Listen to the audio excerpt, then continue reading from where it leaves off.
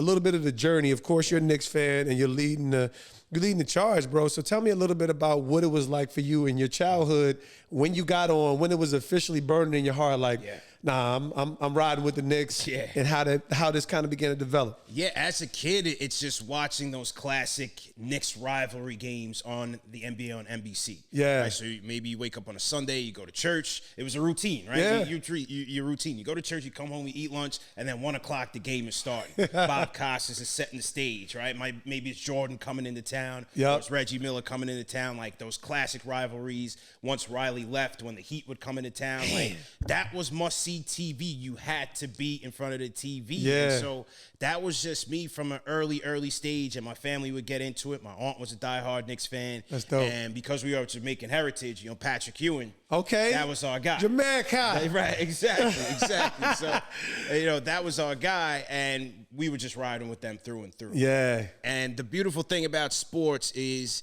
the storytelling is unscripted. It's unscripted. It's brand new, just like the moment, right? Just like the Cats. It's so unscripted. True. So that's what got me into it so heavy with the Knicks, the Giants, the Yankees, and just going, die hard for those teams. But on the back end of it, the sports radio. Okay. Especially WFAN. You had Mike and the Mad Dog. You had 660 AM and FM, 101.9 FM. And that's where you would go for football be the Monday after. Like, oh, man, it's a tough loss or it's a big win. But you had to hear what your hosts, what they had to how say. they broke it down, and the callers and the community behind it. And so I was captivated by that ever since I was a kid. And to bring it to more so the present day, I've been doing this 6 years now, and I just felt like, especially with the Knicks, there was just a white space that was just not tapped into. And I knew that they were diehard fans like myself that, they're losing, and they're losing year after year after year, but I still want to hope and dream that maybe next year is our year. Yeah. What are the moves we're making this year? Okay, maybe this is a stepping stone to greatness. So I was always tapped in, but I didn't feel like the media was really being serious in terms of how they covered it. And so that's why I set forth and I said, listen, I'm going to start this thing. Bro, that was special. And I probably really, I've been active on LinkedIn and I would see pop up at least 3 years ago. And I'm like, Fanchise. I'm like, what's that about? And of course, when I find out the Knicks is behind, I'm like, oh, my man is on to something. And I probably saw your profile a little bit before the pandemic. But, it was a moment where, of course, now we got these amazing captive audiences. So anybody who was doing something really had a tremendous leg up on the competition as creators. So we always talk about the spirit of a New Yorker. And I hate to overuse the grind mentality, but it really is a unique space where you have to have a certain disposition to find success. Yeah. It's not just going to come to you because there's so much competition. So what did you feel like was in your makeup, your family makeup, or in your personal drive that, you saw the opportunity, but you also had some of the work ethic? What was the early potion in your mindset that helped create this avenue? Well, the grind certainly started from my parents. Just watching them as a kid, right? Both of them working multiple jobs. With my dad, I was working on his investments in the real estate and, family-owned houses and making sure the tenants were good or doing maintenance on the house. But then he'd have a 9 to 5, right? Then he'd go to corporate America, and then he'd come home, he'd be working on the house. So that work ethic definitely came from my parents and my family. Now, were you, even as a young kid, sometimes, especially in our era, we didn't really know the full, entrepreneurial mindset. Yeah.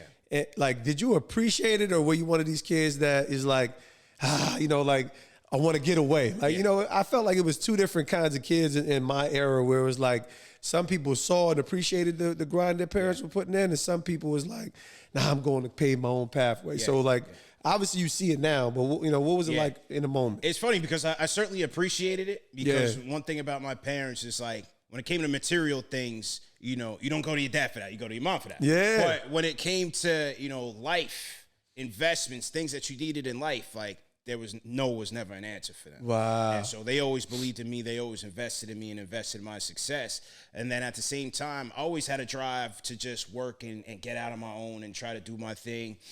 Back when we were teenagers, when you first set out to work around like 13, there was something called your working papers. So that was like a rite of passage for you and the homies, right? You're in middle school. I can go get this minimum wage. Finally go get this part-time job, you know. So I'm at the Gap. I'm delivering flowers as I'm older, and I'm doing all these, you know, menial jobs. But that's all part of what made me, you know. And just being in New York, it just, to me, it just felt right. Now, so at what point, like, you know, was it college? Was college was that a demand or a command? Because that was the song for most of our parents, where you got to go to college. It's a different time now.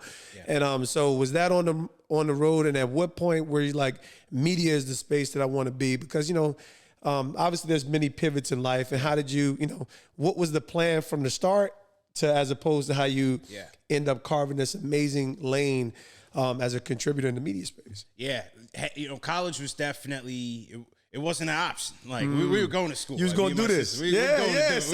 Yeah, we were going to school. So there wasn't that alternative path. And what'd you study there? So I went to Hampton University, historically black college down in Virginia, and I studied business management. Got it. And my sister had went there prior to, so she's kind of been my role model when it came to pursuing that corporate path. Yeah. And so I was kind of always following in her footsteps. She had went there prior to. I got exposed to the school and the community aspect, that early community aspect of a small black school, only about 6,000 kids. Yeah, most people don't know that about Hampton because it's so lauded historically, but it's actually pretty small. Yeah. And so that's where I went for undergrad. After that, I kind of worked like some sales, marketing roles. And wasn't really there, you know. And then when the financial crisis hit, I was at News Corporation. I was a Rupert Murdoch minion. I was there. 1211 Avenue of the Americas, Monday through Friday, suits. If you didn't have your suit, you get reprimanded. If you leave to go take a break, to go get lunch without your jacket, they on you. Like super conservative environment. Yeah. And when the financial crisis hit, I left there and decided to go back to school. I said, you know, this is sales marketing. Not necessarily my lane. So I went back to school. Ultimately, grad school, I went down to Atlanta. This is Georgia State University. I went down there in 2011. Yeah. And went for my master's and ended up with a role in IT advisory, IT risk and advisory. So mainly in the cybersecurity space. Yeah. So ended up some dope tools to have in the toolkit, brother. Yeah. It was a great tool. It was a great tool. So for, I believe, like 8 years or close to 10, I was in that cybersecurity role, working at different corporations in New York, man. And again, another pivot. And while I was doing that, that's when I found myself watching YouTube more. Yeah. And I found myself watching fan channels from Premier League soccer. And I don't even follow that sport. So you started seeing fan channels for soccer. Saw it. And I saw the following. I saw the cult following that they would garner. Yeah. The community building. And I just said, you know, these guys are over in London. Yeah. This is New York. Yeah. Like, we started this. Like I said, WFAN, we started this. Yeah, no doubt. And I'm like, but we don't have that on YouTube, that on-demand 24/7 content, live streaming. Like, it just wasn't in abundance. Yeah. But when I saw that, I said, I'm going to give this a try.